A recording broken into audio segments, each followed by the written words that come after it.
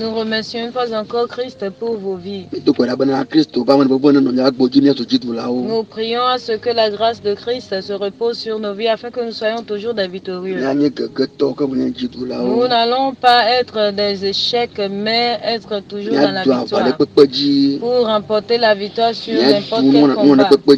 Pour avoir la victoire sur n'importe quelle situation.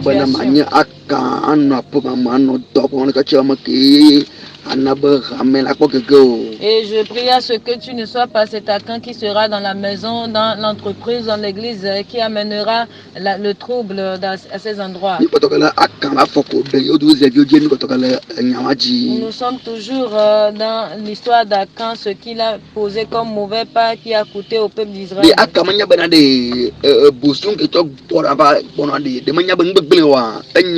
Est-ce que Akan ne savait pas que ce qu'il amenait était une chose dévouée par interdit? Il le savait. Mais le diable avait pris d'assaut son cœur et sa pensée.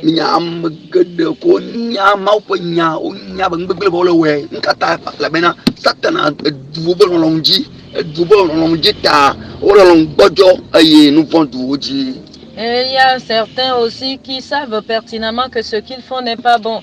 Mais c'est que le problème, c'est que le diable a remporté la victoire sur leurs pensées, sur leur cœur.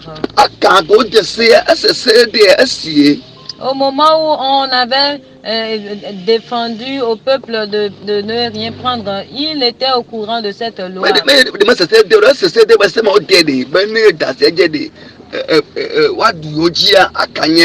Et Akan était vraiment au courant du fait que si on dévouait les choses par interdit, il y aura la défaite.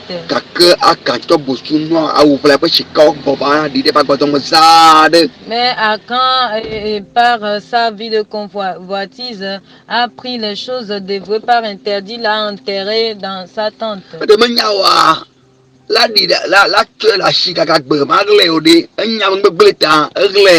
Et s'il n'était pas au courant de cette loi, il aurait pris des choses sans les cacher. Il les a cachées parce qu'il savait qu'il y avait quelque chose. Et la chose s'était passée avant que Josué n'envoie les gens au combat. Nous lisons dans le verset 2 de Josué.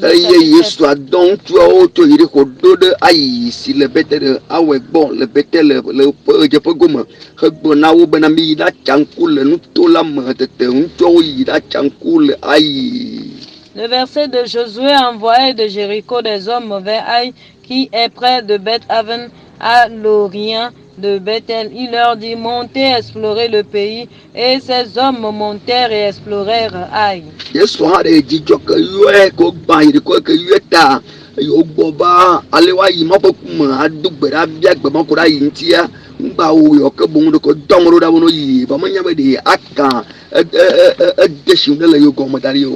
Et Josué était toujours content du fait qu'ils avaient remporté la victoire dans la situation de Jéricho. Donc il avait une pleine confiance. Et à telle enseigne qu'il n'a plus à contrôler les choses. Il a seulement envoyé les gens pour qu'ils puissent faire aussi le cas de Daï.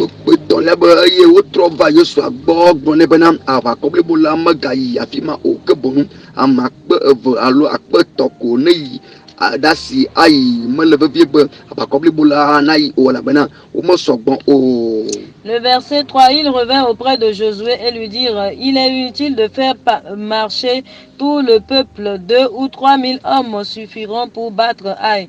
Ne donne pas cette fatigue à tout le peuple, car ils sont en petit nombre. Ils ne sont pas nombreux, ils ne constituent qu'un nombre, un petit nombre. Et les espions aussi lui ont dit que le peuple d'Aï est peu nombreux, donc que tout le peuple ne fasse pas le déplacement.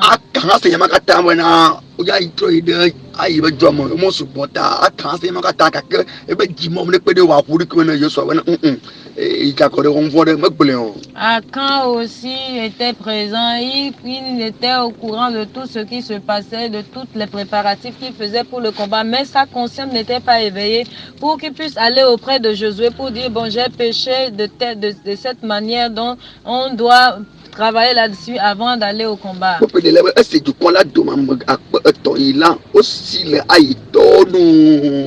Le verset 4 dit, 3000 hommes environ se mirent en marche, mais il prit la fuite devant les gens d'Aï. Ce qui ne s'était jamais passé.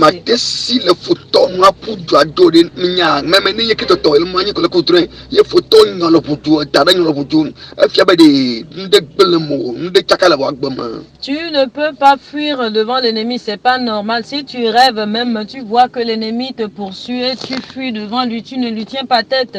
Et ça veut dire qu'il y a quelque chose qui cloche avec toi.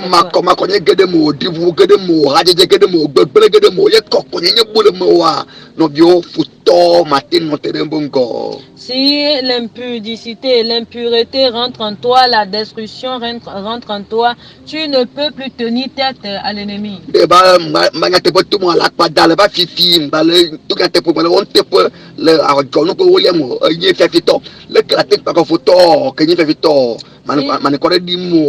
Si tu n'es pas fidèle dans les dîmes et les offrandes, tu es devenu un voleur. Si tu n'es plus véridique dans tout ce que tu fais, tu n'es plus sincère, comment est-ce que tu peux être un effroi pour l'ennemi?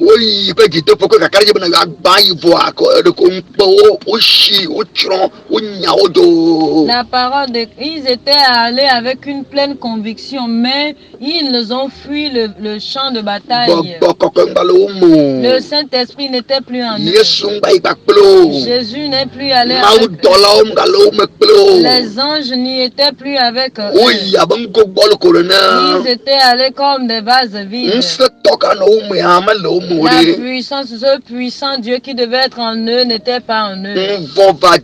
Le péché a pris la domination. Le diable a pris et contrôle de la vie. Et une fois que le diable est venu, il ne peut pas remporter la victoire. Et Israël a eu la honte ici.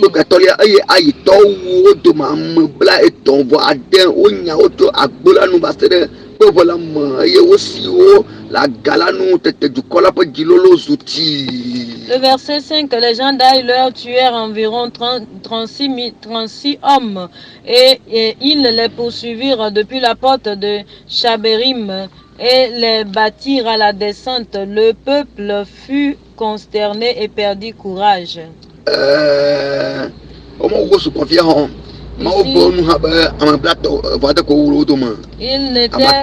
Ceux qui furent tués n'étaient pas nombreux, ils étaient au nombre de 36. Dieu leur a fait grâce. Les autres ont fui. Et la parole déclare que le cœur du peuple était consterné. Parce que et en ce moment, ils étaient dans l'étonnement par rapport au fait qu'ils ont eu à fuir devant ce petit peuple. Ils se posaient la question de savoir, étaient-ils en train de rêver? Ils étaient dans la confusion. Ils étaient dans la confusion. Leur cœur était consterné. Et au moment où ils sont revenus, cette situation les a vraiment troublés.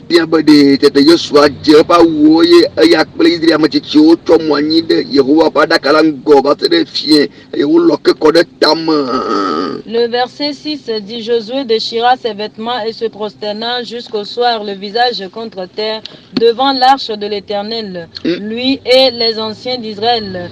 Et il se couvrit la tête de poussière. Et ce qui s'était passé, ça n'a jamais eu lieu.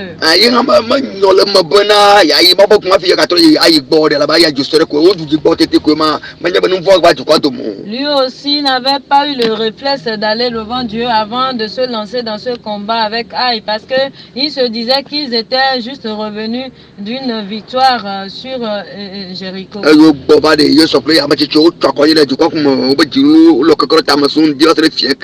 Et lorsqu'ils étaient revenus de cette défaite, eux tous ils étaient consternés, troublés. La parole déclare qu'ils avaient déchiré leurs vêtements, ils s'étaient prosternés devant Dieu du matin jusqu'au soir.